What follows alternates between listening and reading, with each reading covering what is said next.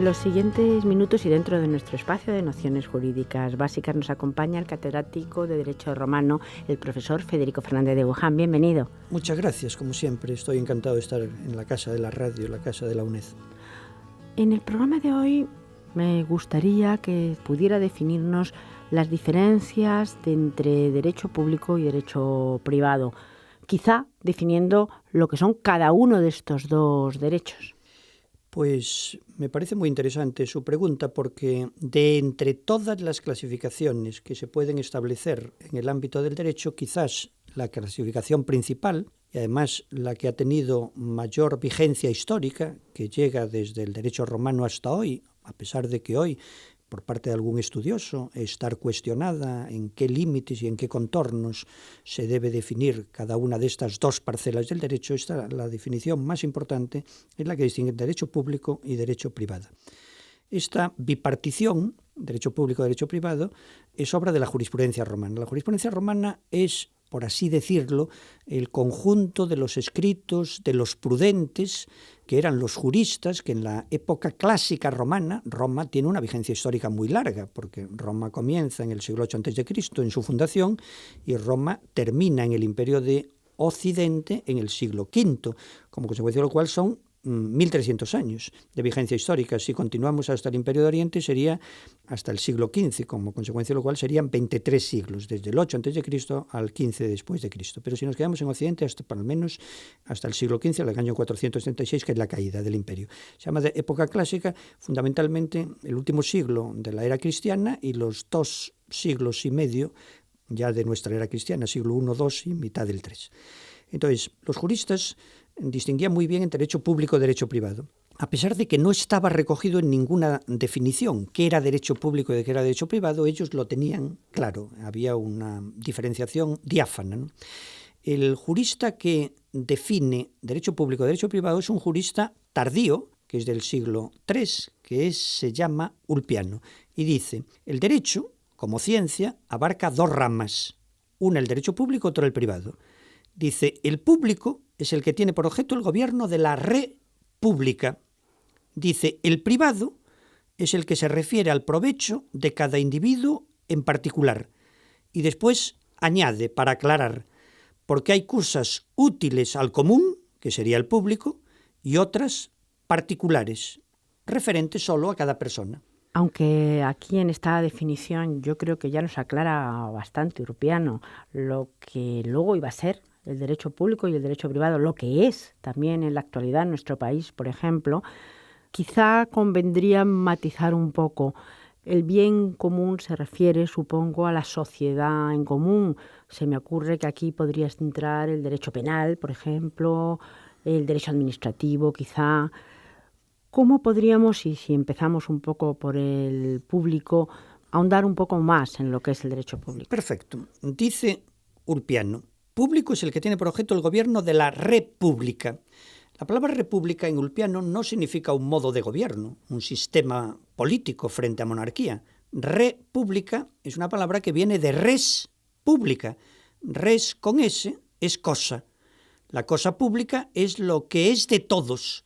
El gobierno de la república, si quisiéramos traducir el texto de Ulpiano, ¿qué es el derecho público? Pues es aquel conjunto del ordenamiento jurídico que sus disposiciones o sus normas persiguen, tienen por objeto, regulan el interés general de todos, mientras que derecho privado es aquel conjunto de disposiciones que forma parte del ordenamiento jurídico de un país en un momento determinado, cuyas disposiciones no hacen referencia al interés general, sino hacen referencia al interés de los particulares. Entonces, vamos a poner ejemplos como ha puesto usted. Yo empezaría por el penal. El derecho penal, ¿qué es? ¿Derecho público o derecho privado? Y yo digo, el ordenamiento jurídico penal tipifica una serie de conductas a las que denomina delito. Están tipificadas, que significa no hay delito sin que una ley determine un tipo delictivo en concreto. Es decir, no se puede decir que una actuación es delictiva si no está tipificada por la ley. Es decir, no hay delito sin ley positiva. igual que contratos, puede haber contratos que estén en el ordenamiento jurídico y contratos o relaciones contractuales que no estén, que se llama con nominados, innominados. Los contratos innominados, ahí, de acuerdo con el principio de libertad contractual, las partes pueden establecer todos los pactos, cláusulas y condiciones que tengan por conveniente, siempre y cuando no sean las partes, en virtud del principio de libertad contractual, pueden pactar sin necesidad de que el pacto o contrato responda a un tipo contractual determinado, pero un delito no. No se puede decir que esto es delito si no está en una ley penal. La ley por excelencia es el Código Penal, obviamente. Entonces, yo diría, para que nuestros oyentes en general, estudiantes en particular, pero la UNED tiene un ámbito y una vocación universal, yo diría, si comete alguien contra nosotros un hurto, que significaría sustracción de un objeto de nuestra propiedad sin violencia en las personas ni fuerza en las cosas, un hurto, un carterista que en un autobús nos sustrae la billetera sin que nos enteremos. Y cuando bajamos del autobús, pues nos hemos visto sorprendidos porque no tenemos billetera. El delito que persigue el hurto, que es un delito, ¿persigue un interés general o persigue un interés particular? Si lo persigue general, por el hurto se ve afectada toda la comunidad, toda la sociedad. Si persigue un interés particular, por el hurto se vería afectado solo la víctima del hurto. Entonces, ¿es privado o es público? Pues es muy curioso porque en realidad yo creo que sería público. Sin embargo, tal como se explica, parece privado porque solamente se roba a una persona. Claro, es decir, yo lo expliqué así para tratar de decir al oyente, a pesar de que la víctima pudiera parecer que solo es quien se ha visto privado del objeto de sustracción, en el momento que se comete un delito, ya sea hurto, robo, homicidio, lesiones, malversación de caudales públicos, siempre que se comete un delito se ve afectada toda la sociedad, mientras que cuando se incumple un contrato no se ve afectada la sociedad. Es decir, en una compraventa, el vendedor entrega la cosa y el comprador queda pendiente de pagar el precio en un momento determinado, con posterioridad no solo a la celebración del contrato, sino también a la entrega de la cosa. Nosotros hemos recibido la cosa del vendedor y quedamos obligados a pagar el precio en los términos, condiciones y plazo establecido en el contrato. Si el comprador no paga el precio, ¿quién es el afectado? El vendedor, que no recibe el precio pactado. Pero un tercero ajeno a la compraventa se ve afectado por el incumplimiento de contrato. No se ve afectado para nada. Si un inquilino, llamado arrendatario, en términos más precisos desde el punto de vista jurídico, incumple el pago de renta mensual que tiene que pagar los 5 primeros días con un ingreso en la cuenta corriente del arrendador, si el inquilino o arrendatario no cumple con el pago de renta, ¿se ve afectado alguien más que el arrendador? No. ¿Por qué en un delito sí que se ve afectada la comunidad o la sociedad? El delito pone en riesgo la paz social, pone en riesgo la seguridad, pone en riesgo todo el conjunto social, independientemente de que en un caso determinado se cometa contra una persona y en otro caso contra otra.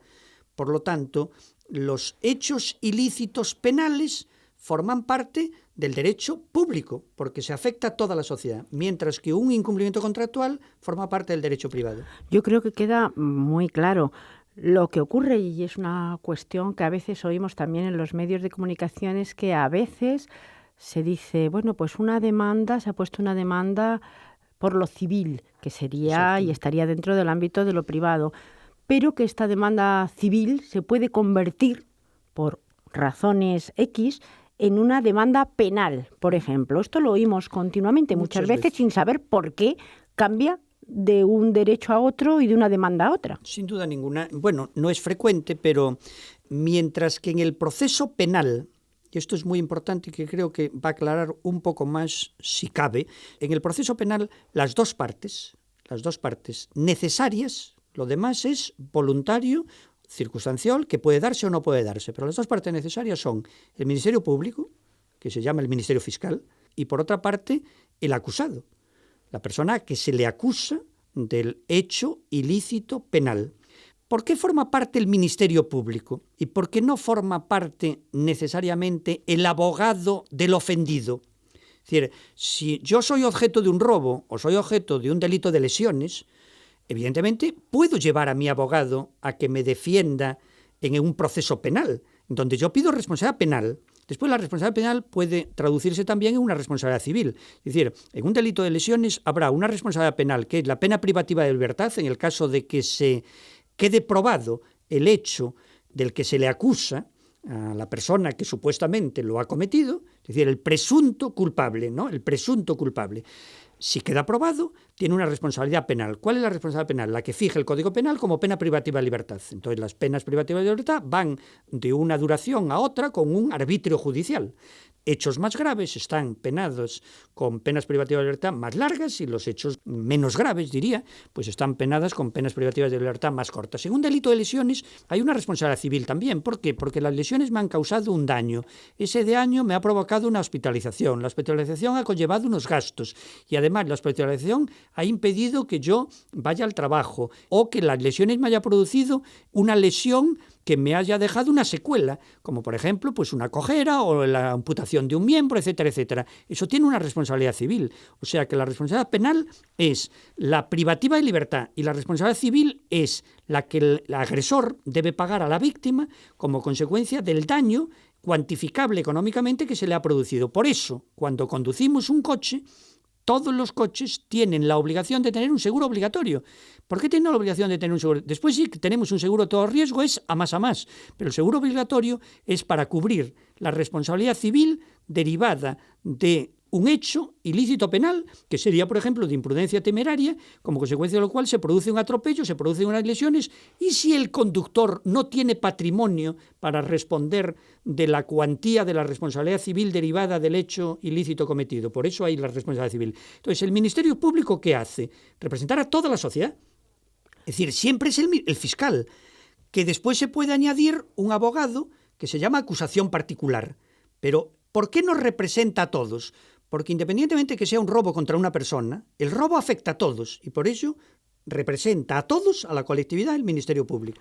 Es decir, que por ejemplo en un atropello con lesiones graves puede haber un delito penal, pero también una responsabilidad civil derivada de delito. Se ve también muy bien en el cine americano de derecho, pues siempre se dice en los procesos penales, el Estado contra. ¿Por qué? Porque, bueno, el proceso penal dentro de los Estados Unidos es el estado de California, el estado de Florida, el estado contra. ¿Por qué es el estado contra? Porque el Ministerio Público representa a toda la ciudadanía del estado. En un asesinato, en un homicidio, no es lo mismo un asesinato que un homicidio, evidentemente, un robo, lo que sea, pero es el Estado, todo el Estado reacciona contra la persona. Mientras que en los procesos civiles, recuerdo una famosa película en donde había la cuestión litigiosa, era la custodia de un hijo, y era Kramer contra Kramer, que era Mr. Kramer, el padre que quería la custodia, contra Miss Kramer, contra la madre que también quería la custodia. Entonces, ahí no hay el Estado contra. ¿Por qué? Porque en un tema de custodia de hijos no es una cuestión de derecho público. El derecho de familia estaría dentro del derecho privado. El derecho de familia es muy complicado. Es decir, en poquitos minutos no se puede decir. El derecho de familia, hay parte de derecho público cada vez más y una parte de derecho privado. El derecho de familia originariamente formó parte del derecho civil. Sigue siendo una parte importantísima del derecho civil. Ahora, hay partes muy importantes en materia de patria potestad, de matrimonio, etcétera, etcétera, de custodia incluso. Hay partes de derecho público. Sería un tema muy complicado en hablar en pocos minutos. Es decir, ¿por qué la distinción derecho público y derecho privado se ve por parte de algunos autores cuestionada? Porque ramas del derecho que aparecieron como privadas, stricto sensu, se han convertido en parte en públicas. Otra es el derecho laboral. El derecho laboral apareció como una parte del derecho privado. ¿Por qué? Porque era una parte que tenía sustantividad propia derivada del derecho civil. ¿Concretamente de qué del derecho civil? De derecho de contratos. ¿Y concretamente de qué? Del contrato de arrendamiento de servicios. Una persona presta un servicio a cambio de una renta. Entonces, cuando el mundo del trabajo, como consecuencia de la revolución industrial, adquiere unas dimensiones por una parte y unas características por otra, mucho más amplias que el contrato de arriendo de servicios, pues entonces se genera una rama nueva del derecho que es el derecho laboral, que nace originariamente como privado. Pero hoy se puede decir, cuando se celebra un contrato de trabajo, el empleador y el empleado están en un ámbito estrictamente privado. Bueno, depende de qué contrato de trabajo se trate, porque si se trata de un contrato de trabajo en donde se está ofertando unas condiciones bajas de salario, de horas de trabajo, etcétera, etcétera, está protegido. ¿Quién? La parte más débil. ¿Cuál es? Obviamente el trabajador. ¿Y por quién está protegido? Por normas de derecho público, que el empleador no se puede saltar, como por ejemplo, pues, oiga, usted no puede pactar un número superior de horas de trabajo a la semana que las que estén establecidas reglamentariamente, usted no puede pactar un salario inferior al salario mínimo interprofesional en los países en donde hay salario mínimo interprofesional, que en otros no hay.